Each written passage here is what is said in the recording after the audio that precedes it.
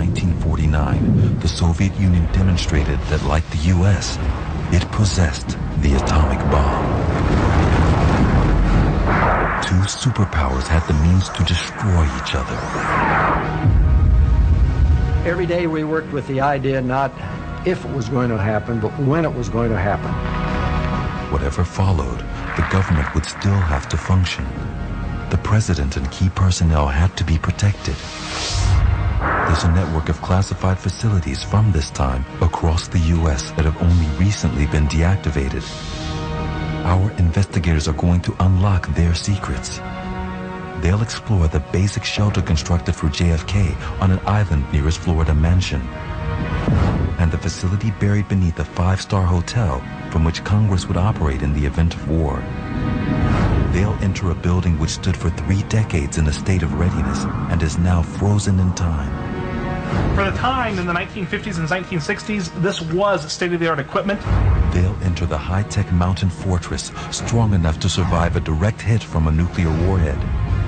For almost half a century, these facilities were on constant alert. This is the lost world of secret U.S. bunkers.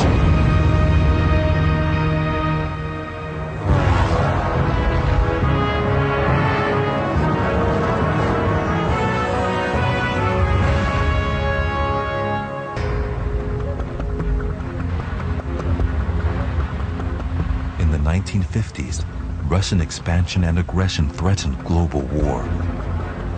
The prospect of a nuclear conflict was real and terrifying. The U.S. military calculated the probable effect of an attack on America and planned accordingly. If a bomb was dropped on Washington, hundreds of thousands of people would immediately be vaporized. Lethal radiation would spread across hundreds of square miles. In readiness, the government started stockpiling food rations and building fallout shelters for the general population. But in a far more ambitious and top-secret program, they also began to construct a series of bunkers. If the Third World War started, the government would carry on. Our investigators are returning to these once classified facilities to uncover their secrets. Chris Carroll is a structural engineer. He wants to use his skills to understand the complex designs behind these top-secret structures and how they were built to withstand nuclear blast pressures. To see the engineering that goes into these, I mean, everything from the blast doors to the thickness of the walls, just is completely amazing. Feels like I've been let in on a secret that I shouldn't know. Beverly Gage is a Yale history professor. Her area of expertise is 20th century American history, and she wants to discover what part the bunkers played in the extraordinary events of the Cold War.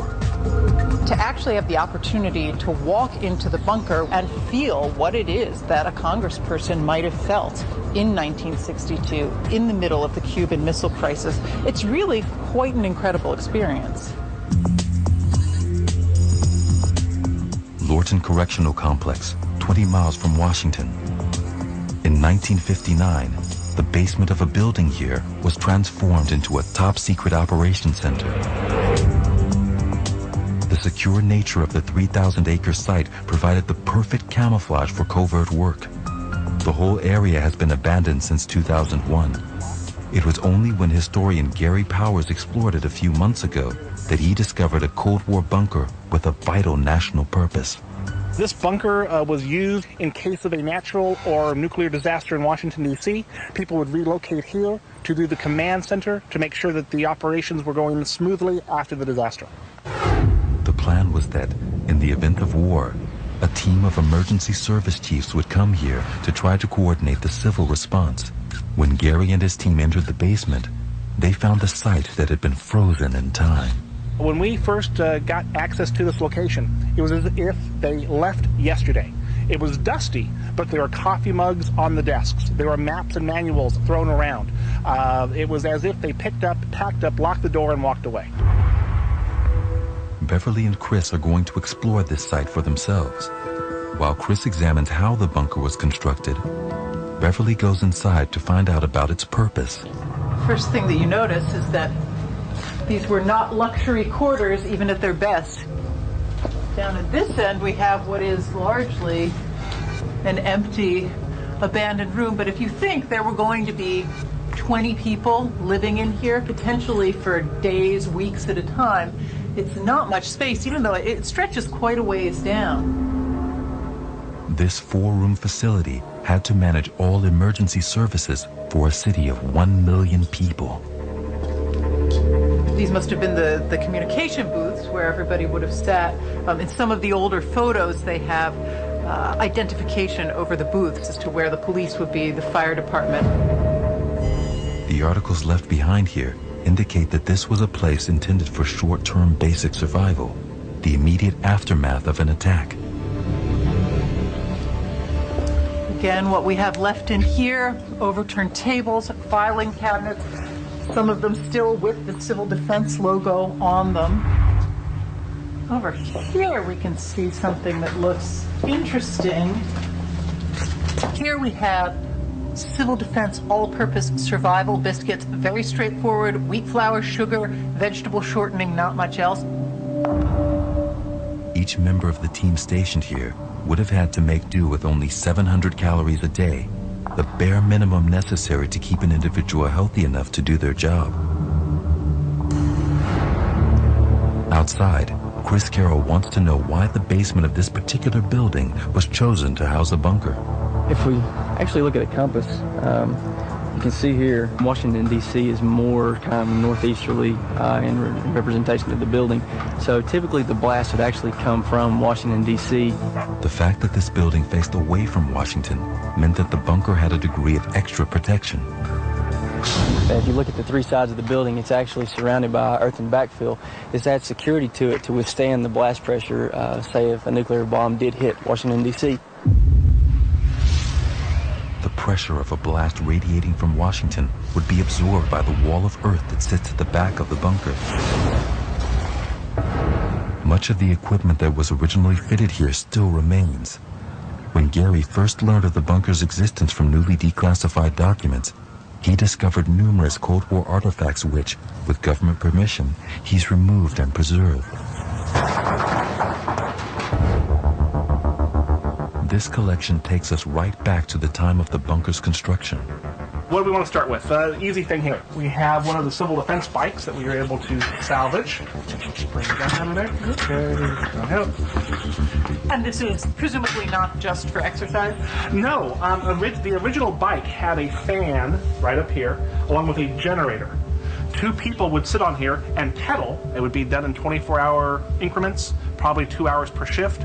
They could use this to generate power and circulate the air. It was on basic equipment such as this that Washington would have to depend in a time of war. And here, Beverly, we have a neat piece, one of the original Motorola radios. For the time in the 1950s and 1960s, this was state-of-the-art equipment. So this must have been one of the single most important pieces of equipment in the whole bunker. Nothing that happened down there mattered unless you could communicate with your troops on the ground. That's correct. Each one of these radios would have been in one of the cubicles, and they would be used by the FBI, the police, the fire rescue to communicate to their teams in the field outside of the bunker. At some point, the bunker's occupants would have to determine when it was safe to leave. Here we have a Civil Defense radiation monitoring box. It would have been filled with equipment and other items used to monitor radiation after a nuclear bomb would have gone off in the area. It would have contained items such as the dosimeter that would help to monitor outside radiation levels to let people know if they could go outside or not after an attack. And there are pamphlets in here as well. This one says, nuclear attack, describes the quote-unquote nature of the threat. If the United States were to be attacked with nuclear weapons, much of the country could be covered by lethal radioactive fallout. By examining the evidence and exploring the site, our investigators have been able to build a picture of what this bunker looked like when it became operational. It remained hidden beneath the jail in a state of constant preparedness for 40 years. The technology it contained was state-of-the-art in 1959. It quickly became obsolete, but nonetheless, the Lorton bunker was only decommissioned in 2001.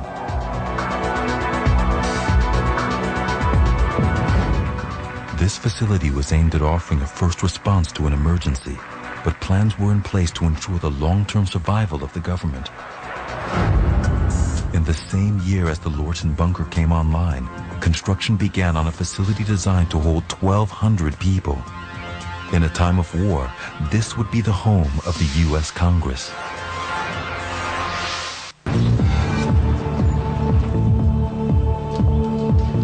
Our investigators are searching America for a network of top-secret bunkers built by the U.S. government during the Cold War. Now, they've come to a luxurious hotel, which for 30 years hid one of the largest and best-kept secrets in the country. In 1955, President Eisenhower decreed that a relocation facility was needed so that Congress could still function in the event that Washington was bombed. In an extraordinary move, it was decided to construct a bunker at White Sulphur Springs, West Virginia, underneath the exclusive Greenbrier Resort. 5 hours from Washington, it was once a favorite haunt of Hollywood stars and English royals. But the plan was that it would also be ready at a moment's notice to take the place of the Capitol building. It would keep the government machine working. In 1959, a deal was made with the resort owners. The government would fund the construction of a new wing to the hotel. And at the same time, in secret, they would construct a bunker. In peacetime, parts of the facility would be accessible to hotel guests, unaware of the hidden purpose of the rooms through which they were passing. But when the alert was sounded, a network of doors would swing shut to create a hermetically sealed place of refuge. Now we're heading here into what appears to just be the back end of the hotel. Nothing special, but if you stop before you get there, you notice a few interesting things. One, this hinge here. Another, an open space behind a part of the wall. And what this really is a false wall that's covering up the blast door. And if you're already in the know, it's incredibly obvious. But if you didn't already know, how could you possibly imagine what's back here? 25 tons of reinforced steel, built to withstand anything but a direct hit. For 30 years, high-paying hotel guests strolled straight past, unsuspecting. Here we have that massive blast door that was hidden behind the false wall. This was one of 3 hidden blast doors protecting entrances to the bunker. The other 2 opened directly to the outside world. Chris Carroll has come to the West Tunnel entrance. Throughout the time that the facility was active, it was disguised as a service door. But again, behind this facade is a huge piece of toughened steel. So here we have one of the main entrances to the bunker, which is protected by this 25-ton blast door. And what the blast door does is it's able to withstand a blast pressure from a nuclear bomb up to 20 miles away. And what you may notice is it's kind of hard to get started, but it's remarkably easy to move once you do get started with it. This blast door is perfectly balanced on hinges, weighing an incredible 1 ton each to allow for easy movement. The door is specially designed to absorb the powerful and destructive shock wave caused by a nuclear bomb. It works like the door of a bank vault. It's made from steel strengthened with concrete. In the event of a blast, it would bend and absorb the shock wave. As the wave passed, it would spring back into shape. The bunker was only safe if it could withstand this initial force. The only way that this facility could have been built on this scale and in secret was by integrating its design into the hotel. This was effectively the bunker's lobby, but doubled as the hotel's exhibition hall. Over the years, thousands of people attended conferences and trade shows here. We're heading into the bunker now, and the first thing that you feel is this fierce blast of air. As you walk in, it begins to feel like another building altogether. All of the ornamentation is gone. There are no more colors. There are no more carpets. This is one of the few spaces in the bunker that the public actually had access to. When the warning of an impending attack was given, This 16,000 square foot conference room would have been shut off from the hotel and transformed into workspace for congressional aides. According to the hotel's historian, Bob Conti, allowing people inside part of the bunker was a deliberate technique intended to divert attention from its real purpose. How do you build something like this in secrecy? Well, you employ a technique called hiding it in plain sight. That is, you build the secret underground bunker in conjunction with an above-ground wing in addition to the Greenbrier. So you build two buildings at one time, an overt building and a covert building. And the whole reason for building the above-ground wing, the West Virginia wing, creates a cover story. It creates a plausible explanation for this large-scale construction project. The West Virginia wing and the bunker beneath it took 2.5 years to construct. The project cost $14 million.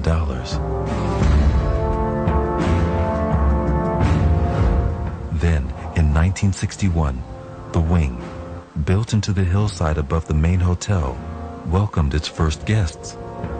The details of the construction of the bunker that was concealed beneath it remain classified.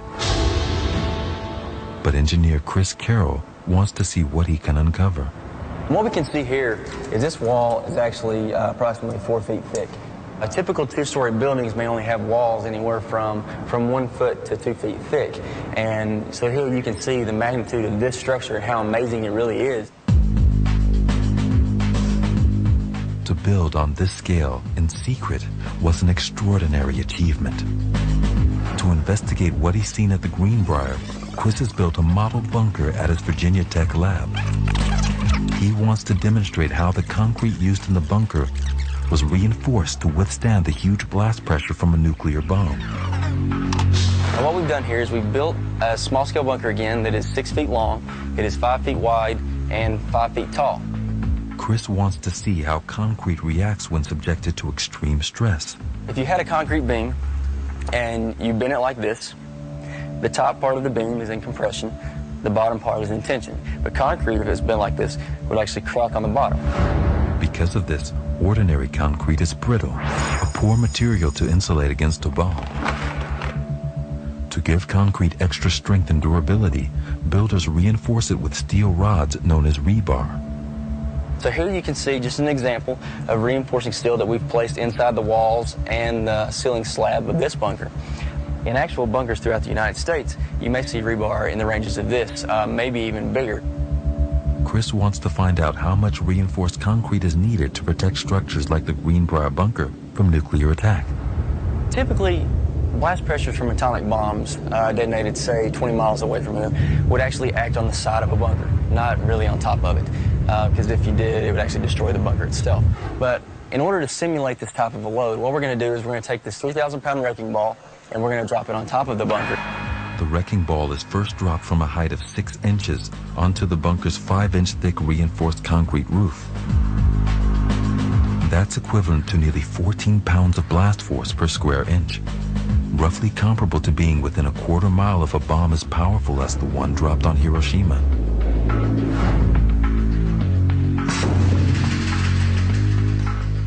The structure holds. A little higher? Yeah, a little higher. We got a crack, but you can't see it yet. The ball is now lifted to 12 inches to double the blast pressure.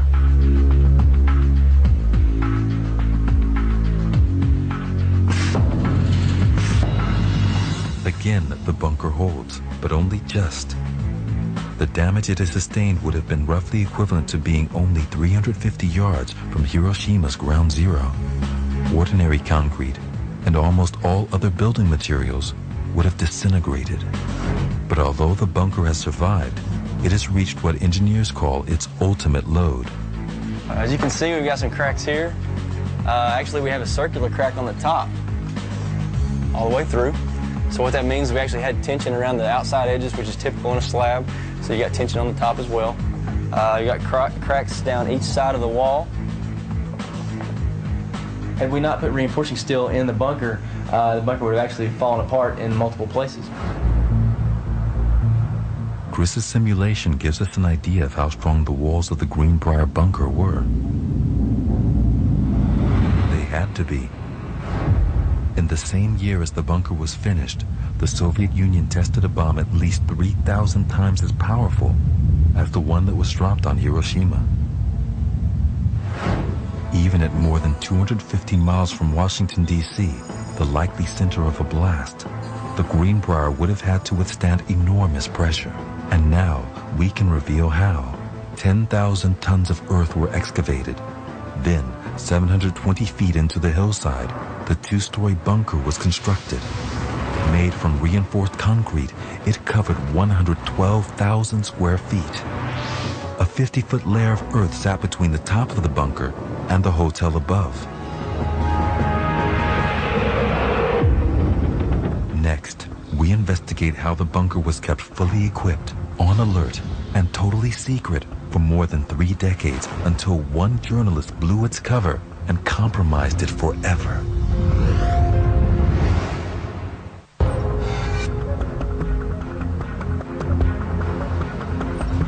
In West Virginia, hidden in the buildings of the luxury Greenbrier Resort, our investigators have found a high-tech bunker. It was constructed almost 5 decades ago. Its mission, dependent on total secrecy, was to provide a haven for Congress in the event of a nuclear attack. Now, they want to know how this bunker was equipped to protect the nation's leaders in a time of war, and how a project of this scale was kept secret. In 1972, Army intelligence officer Fritz Bugas was sent to the Greenbrier. With a team of 12 men, he was tasked with keeping the bunker in a state of readiness. His cover was that he was the hotel's TV engineer, working for a front company called Forsyth Associates. My role here at the Greenbrier as head of Forsyth Associates was to ensure that we provided the necessary audio and video support to the hotel. That took up about 20% of our time. The rest of the time, we went methodically through the bunker. We ensured that everything was in an operational state. If the order ever came to evacuate Congress, Fritz and his men would take control of the hotel. The regular guests would discover that they were standing in what was suddenly a highly restricted government area, and they'd have to leave. The Congress would infiltrate into the area, and they would come down here, possibly by air, possibly by rail, or through ground transportation. They would have been processed into the registration desk of the Greenbrier. After processing, each of the 1,100 people deemed essential to the running of Congress would be ushered through a set of blast doors into what would be their new home. They'd pass through a decontamination area. They'd be given new clothes. For fear of fallout, everything that they were wearing would be taken and destroyed. Powerful showers were intended to wash away any radioactive particles.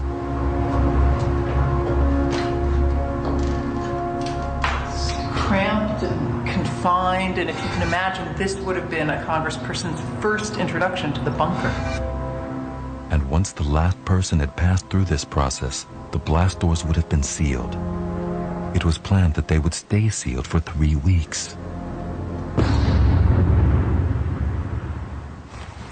Structural engineer Chris Carroll talks with historian Bob Conti. He wants to see the systems that kept more than 1,000 people supplied with clean air.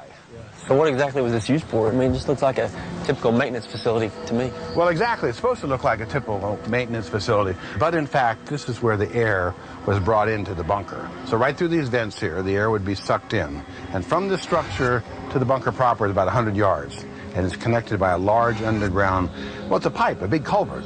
Okay, so this is actually the true lifeline to the bunker itself. Exactly. Without this, the bunker wouldn't function. To do its job and keep the people inside safe, these bunkers had to suck in and filter 80,000 liters of air an hour, 24 hours a day, for 3 weeks.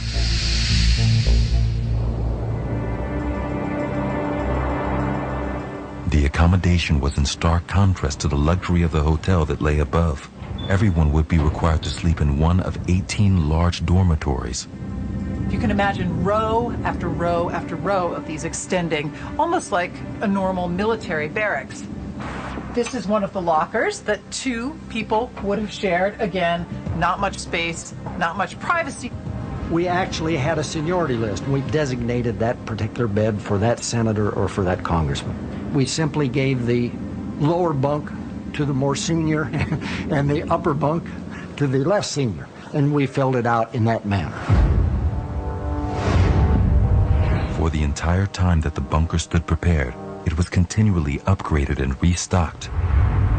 There were always 3 weeks worth of fuel, 3 weeks of food, and 3 weeks of medicine. Well, the idea is that you had to have everything here, be prepared for whatever might happen. So you had to have everything in place and ready to go, and that included medical facilities. So there was a 12-bed clinic here. They could do surgery. There was a dental unit. There was an intensive care unit. Because people could have been injured on the way down. People would arrive with pre-existing conditions. So you had to have a fully stocked pharmacy. All of that was on hand. All that was rotated and kept up to date for 30 years. At a time when the fundamental institutions of the state were under immense strain, guaranteeing security and order was a priority. The bunker had its own armory. But the bunker's job wasn't just to keep its occupants safe. They had to be able to carry on the business of running the country. There was a communication studio, state-of-the-art when it was constructed, and the means to broadcast across the world. Public addresses would be made against these painted backdrops. On the one hand, it seems completely absurd, the idea that someone was going to stand down here in the event of nuclear holocaust, a nuclear attack on Washington, and stand in front of the White House or stand in front of the Capitol and have that suggest that, don't worry, all is well. But on the other hand, it actually makes a certain amount of sense. Right? One of the things that you would want to project from a room like this is some sort of sense of reassurance, of normalcy. You'd still want to be able to communicate that in some way to the world. This ability to send and receive messages was vital. Chris wants to know how TV signals from the sealed bunker would reach the outside. So where exactly are we here, and what was this facility used for?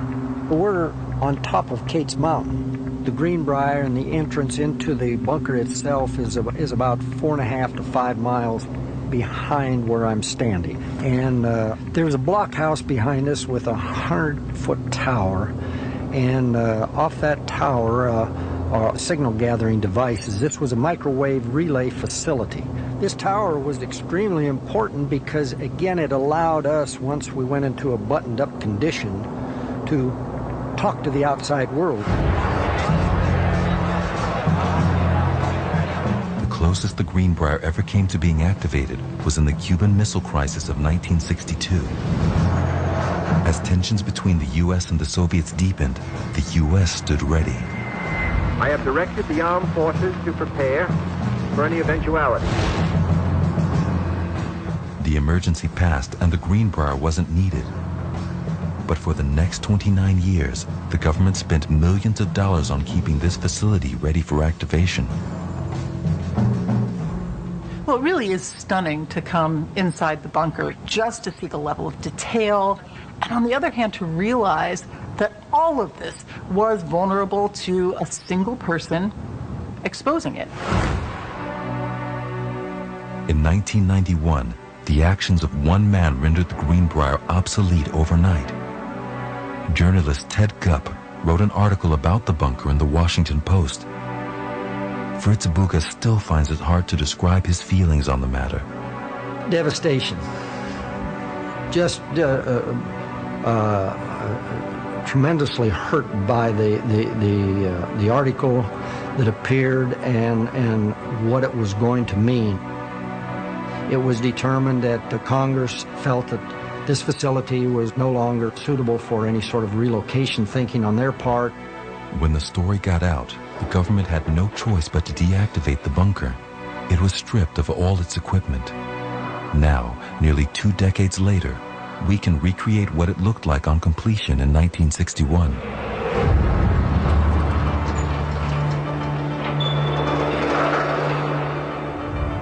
Covering 112,000 feet, it was equipped for every eventuality. Its kitchen had a 60-day stockpile of provisions for 1,100 people. There were 18 dormitories, each sleeping 60 individuals.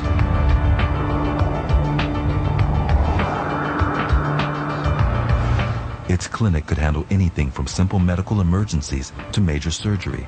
And a state-of-the-art communication studio meant that the people sealed in here could still speak to millions of Americans. But most important was that Congress could continue to function even in extreme circumstances. And so this replacement for Congress was built, a testament to the belief that the consequences of any attack could be faced, endured, and overcome. Today, its secret well known, the hotel continues to welcome guests, and yet a large part of the bunker is still off limits, as it was during the Cold War, and used as a secure data storage facility. Next, at an island off Palm Beach, Florida, our investigators explore the bunker built especially for JFK, the secret refuge of the First Family.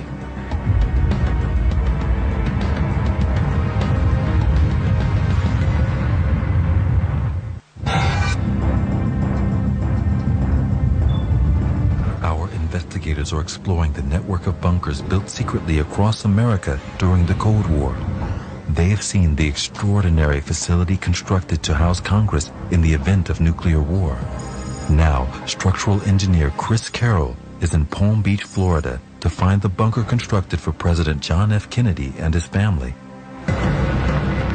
In 1961, even as tensions mounted between Russia and America over Cuba, JFK continued to use his private residence in Palm Beach. It stood only 300 miles away from Havana. The military had no choice but to build him an emergency bunker. Today, Palm Beach remains a playground for the rich and famous.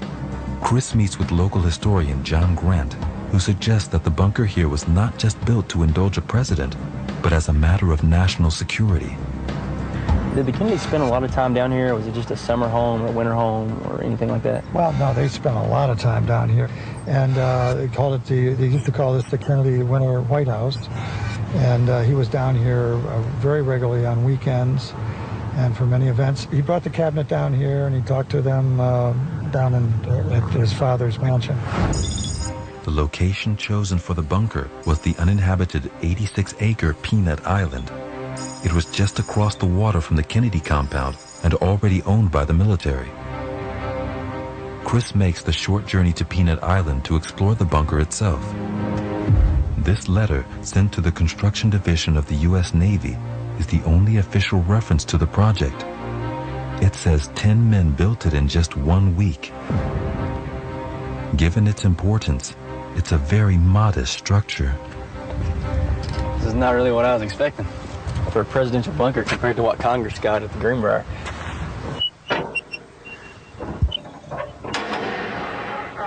Look at the door up there. I think it weighs about 25 tons. This one may weigh about 100 pounds if we're lucky. This right here looks like what would be the some type of a ventilation air vent. In the event of a nuclear attack, we would actually turn this. I can't really turn that one to close it. We also have another one on the other side here, which actually still does turn. So what we do is we could actually turn this one and close it. And by doing this, it would actually make the bunker airtight to prevent any further contamination from entering the bunker.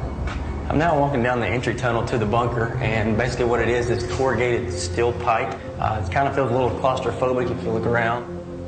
The facility's designers were clearly more concerned with ensuring survival than providing luxury. It says here this is a radiation check. Please shower before entering. So based on that, I would assume that this is a decontamination shower, which it is. So here we have the shower head as well as a drain on the floor. So what I would do is I would actually come into this room. I would then shut the door. From there, I would strip down my clothes and place the contaminated clothes back through this window. I would then shower off and then receive clean clothes from this window. And then from there, now that I'm decontaminated, I can actually enter the bunker and not be a threat to anyone inside of it. The main part of the bunker consists of only one room, never intended to be a long-term solution. This was a stopgap offering basic shelter to America's first family. What would have happened back then is in the event of a nuclear attack, President Kennedy, along with his entourage, would have been brought here to the bunker.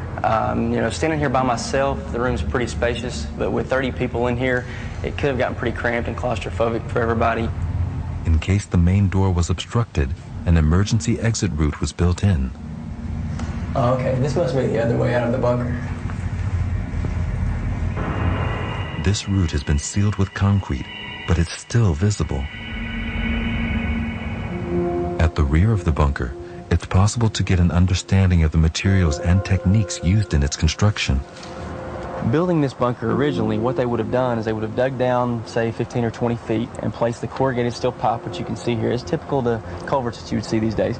They would place those in, and then they would come back and just fill in on top of it. This bunker was never going to withstand a direct hit, but construction would have been very quick and very efficient.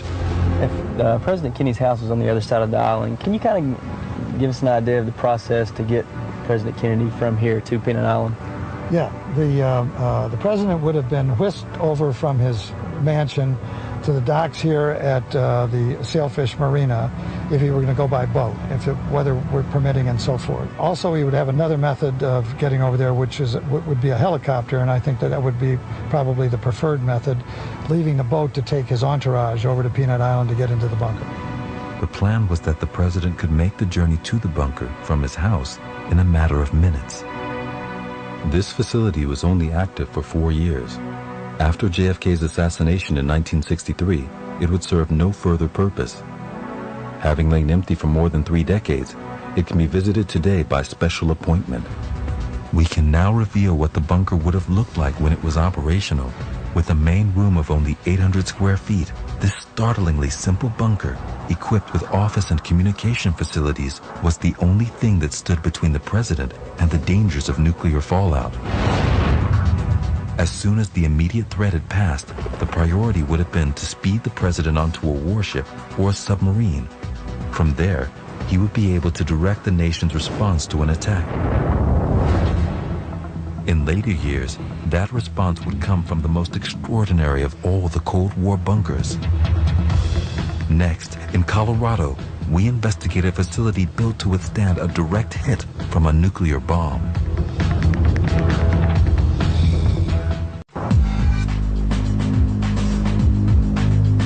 Our investigators are exploring the network of secret bunkers built to protect top U.S. officials during the Cold War.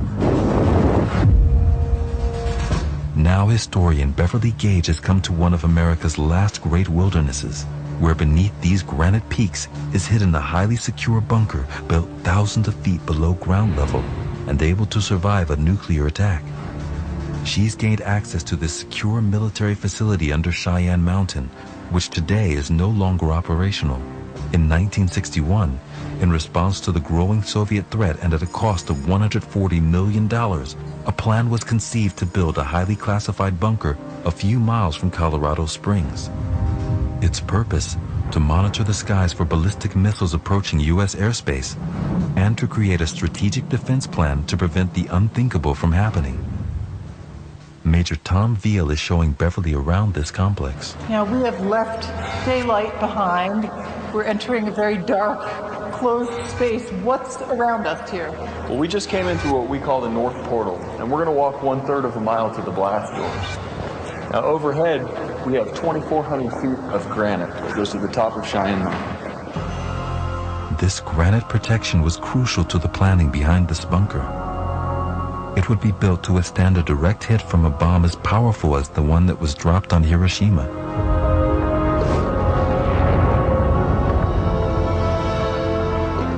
In 1961, construction on Cheyenne Mountain began. A series of access tunnels, each over a mile long, were bored into the mountain. To house the bunker complex, the engineers removed millions of tons of granite. They excavated chambers covering 4.5 acres and up to 60 feet tall.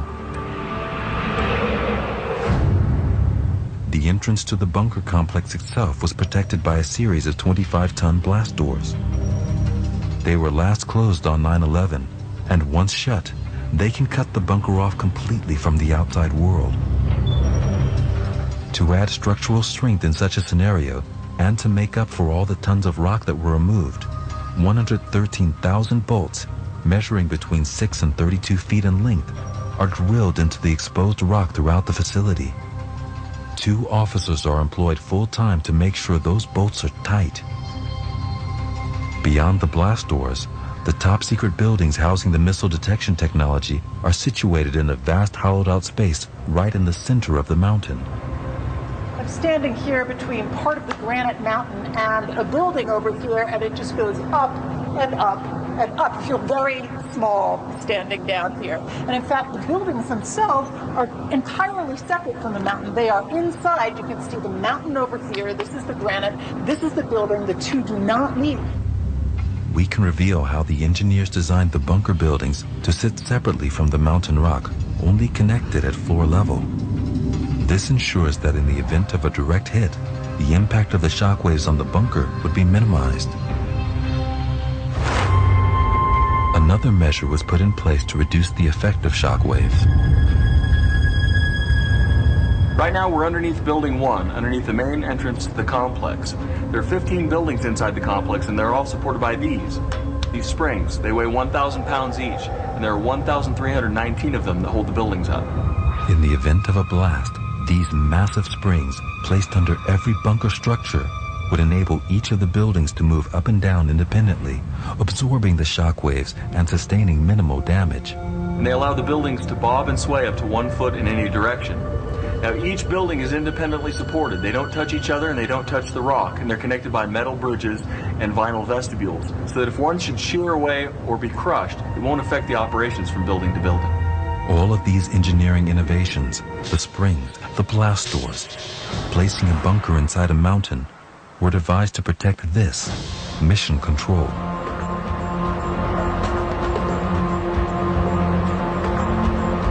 After 3 or 4 hours of waiting, after multiple security checks, we have at last reached the place that very few people ever reach, the battle cab and command center of Cheyenne Mountain.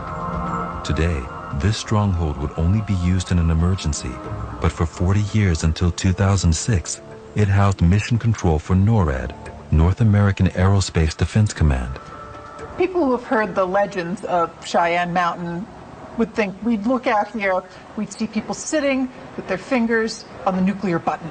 Actually, there are no nuclear buttons down there, and that's a popular myth. Actually, what we do is we fuse and disseminate information, and that would in turn go to the National Command Authorities of the United States and Canada. They're the ones who decide when to use weapons. Radar sources across the world can send in data about any object in any airspace. Supercomputers here can track and analyze everything from an incoming ballistic missile to an unexplained aircraft. And in the event of a crisis, they can run their own missions, sending out a defensive strike force. The United States and Canada had 20 fighter aircraft on standby to fly NORAD missions. So if there were to be a penetration of our air defense identification zone, the order to scramble those jets would be coordinated through Cheyenne Mountain. The bunker's role at Cheyenne Mountain was to guarantee U.S. air sovereignty, and it was vital that this facility was kept operational at all costs. We can now show the extraordinary engineering behind this stronghold, revealing how it was built to withstand a direct nuclear strike from a device with the destructive force of the Hiroshima bomb. This is the supreme example of Cold War bunker technology. It's a proof of the lengths the U.S. was prepared to go to in the interests of national security. Cheyenne Mountain, like many of the bunkers that dot the American landscape, was the product of a really dark period in the American past. A period when the prospect of global nuclear war was a real and lived threat, and in which thousands of people spent every day thinking about and planning for the unthinkable. We've seen how bunkers of all shapes and sizes were built throughout the U.S. during the Cold War.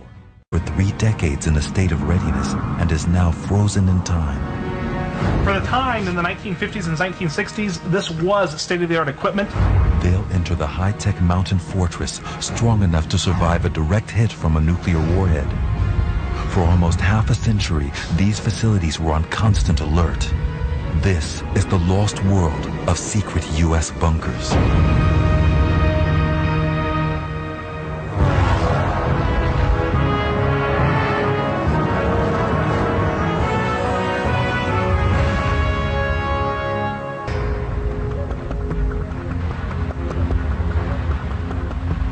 1950s, Russian expansion and aggression threatened global war.